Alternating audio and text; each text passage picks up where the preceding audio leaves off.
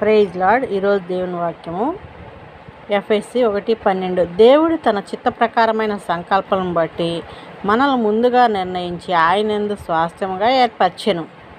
ఆయన తన చిత్తానుసారంగా చేసిన నిర్ణయం చొప్పున సమస్త కార్యములు జరిగించుచున్నాడు. దేవుని నామానికి మహిమ. ఈ వాక్యం మీ అందరి జీవితాల్లో నెరవేరునుగాక. ప్రతి విషయం దేవుడు తన చిత్తానికి మనం అప్పచెప్పుకున్నప్పుడు ఆయన చిత్త ప్రకారం ప్రతిదీ జరిగిస్తాడు. ఇది యేసయ్యను నమ్ముకున్న వారికి ఈ నిరీక్షణ ఉంటుంది. కాబట్టి మనందరం ఆయన పాదముల చెంత చేరి, ప్రభువా, మా చిత్తము కాదు మీ చిత్తం చొప్పున మేమేం అడుగుచున్నామో అది మాకు అవసరమో కాదో మాకైతే తెలియదు, కానీ నీవు సమస్తం ఎరిగిన దేవుడు అని నీ యొద్దకు వచ్చినాము.